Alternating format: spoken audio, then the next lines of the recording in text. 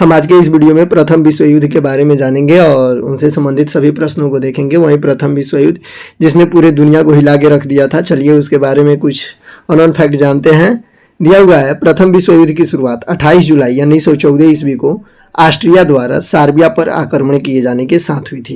यानी प्रथम विश्व युद्ध की शुरुआत ऑस्ट्रिया द्वारा सर्बिया पर आक्रमण जब किया गया उस समय शुरू हुई।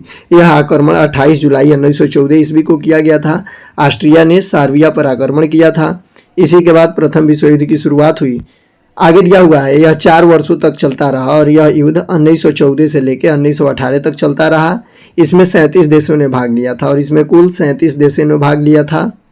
आगे दिया हुआ है, प्रथम विश्व युद्ध का तत्कालिक कारण ऑस्ट्रिया के राजकुमार आर्क ड्यूक फर्डिनेंड को बोस्निया की राजधानी सेराजेवो में 28 जून 1914 को की गई हत्या थी।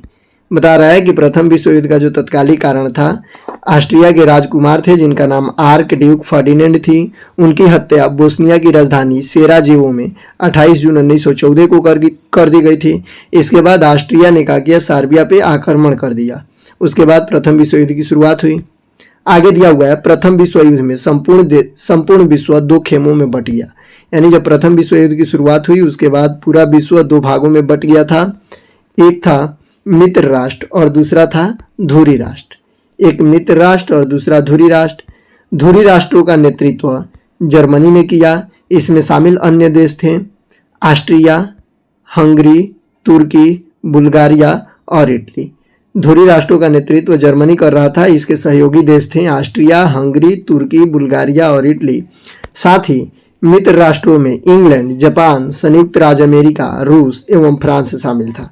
और इसके साथ ही मित्र राष्ट्रों की तरफ से इंग्लैंड, जापान, संयुक्त राज्य अमेरिका, रूस और फ्रांस शामिल था।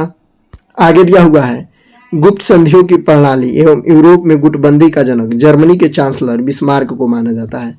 जितने भी गुप्त संधि थे उसका जनक और यूरोप में गुटबंदी का जनक जर्मनी के चांसलर बिस्मार्क को माना जाता है। यानी जर्मनी का जो चांसलर था वह बिस्मार्क था और उसको ही यूरोप में गुटबंदी का जनक माना गया था। आगे बढ़ते हैं तो दिया हुआ है, ऑस्ट्रिया, जर्मनी एवं इटली के बीच त्रिगुट का निर्माण 1882 ईस्वी में हुआ। त्रिगुट का सदस्य होने के बावजूद इटली कुछ समय तक तटस्थ रहा और अंततः वह 26 अप्रैल 1915 को ऑस्ट्रिया, हंगरी और जर्मनी के खिलाफ युद्ध में शामिल हुआ। बोल रहा है कि त्रिगुट का निर्माण 1882 में हुआ और त्रिगुट का हिस्सा होने के बाद भी इटली कुछ समय तक युद्ध से तटस्थ यानी किनारे रहा, युद्ध में शामिल नहीं हुआ और वह अंततः 26 अप्रैल 1915 को युद्ध में शामिल हुआ और उसने ऑस्ट्रिया, हंगरी, जर्मनी के खिलाफ युद्ध भी किया। आगे दिया हुआ है, सर्बिया की गुप्त क्रांतिकारी संस्था थी काला हाथ। यानी सर्बिया की जो गुप्त क्रांतिकारी संस्था थी उसका नाम था काला हाथ।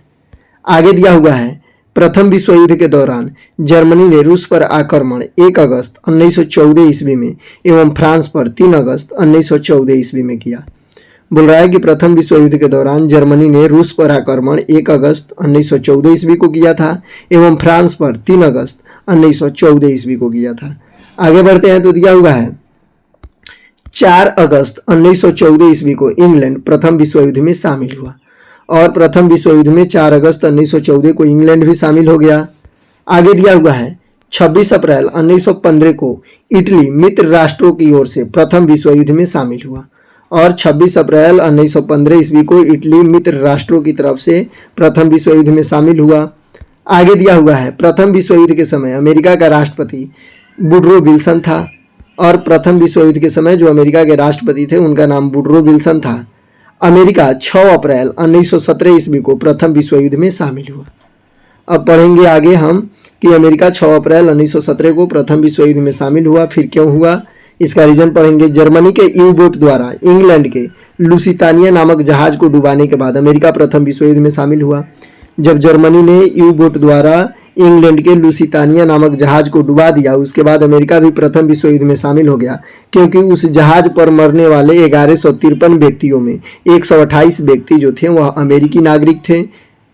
आगे दिया हुआ है, जुलाई 1918 ईस्वी में ब्रिटेन, फ्रांस और अमेरिका ने संयुक्त सैनिक अभियान आरंभ किया और जर्मनी तथा उनके सहयोगी देशों की हार होने लगी। बोल रहा है कि जुलाई 1918 ईस्वी में ब्रिटेन, फ्रांस और अमेरिका तीनों एक साथ मिलकर संयुक्त सैनिक अभियान शुरू किया, जिसके बाद जर्मनी तथा उनके सहयोगी देशों की हार होने लगी। आगे दिया हुआ है सितंबर 1918 में बुल्गारिया, अक्टूबर 1918 में तुर्की तथा 3 नवंबर 1918 को ऑस्ट्रेलिया तथा हंगरी के सम्राट ने आत्मसमर्पण कर दिया। और जब संयुक्त सैनिक अभियान आरंभ हुआ उसके बाद 1918 में बुल्गारिया, अक्टूबर 1918 में तुर्की एवं 3 नवंबर 1918 को ऑस्ट्रेलिया तथा हंगरी के सम्राट ने आत्मसमर्पण कर दिया, यानी युद्ध से पीछे हट गए। आगे दिया हुआ है जर्मन सम्राट कैंसर विलियम द्वितीय ने 10 नवंबर 1918 ईस्वी को अपने पद से इस्तीफा दे दिया और हॉलैंड भाग गया। और जो जर्मनी का सम्राट था यानी वहाँ का जो राजा था उसका नाम था कैंसर विलियम द्वितीय, वह 10 नवंबर 1918 ईस्वी को अपने पद से इस्तीफा दे दिया और हॉलैंड भाग गया। ऐसी अवस्था में समाजवादी प्रजातांत्रिक दल ने सत्ता अपने हाथों में लेकर एक तंत्र के स्थान पर गणतंत्र की स्थापना की और अपने नेता फ्रेडरिक एबर्ट को जर्मनी का चांसलर बना दिया।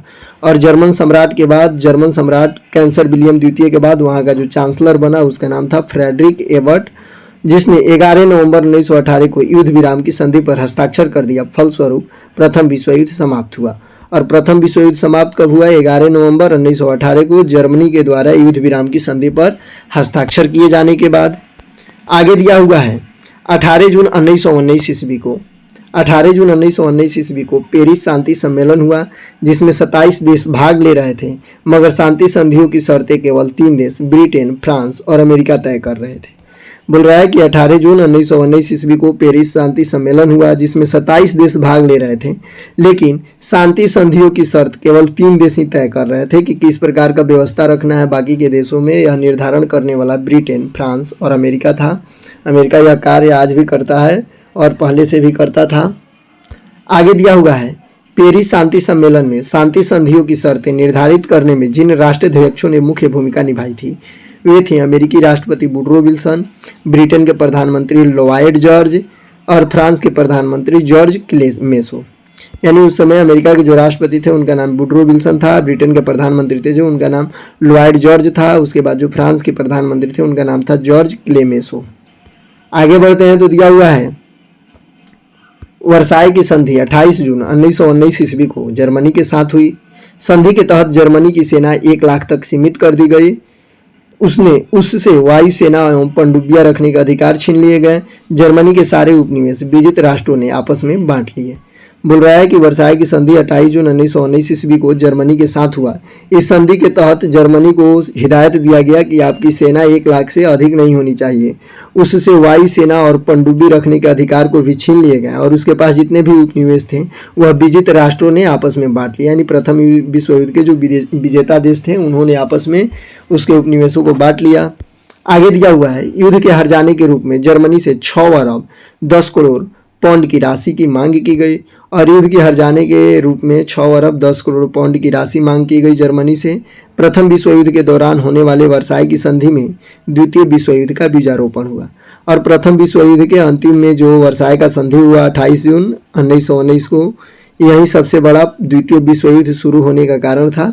आगे की वीडियो में पढ़ेंगे द्वितीय विश्व युद्ध। तब तक के लिए बाय। अगर आप इसका PDF चाहते हैं तो कमेंट बॉक्स में कमेंट कीजिए या टेलीग्राम में जुड़ जाइए, आपको PDF मिल जाएगा। बाकी बाय।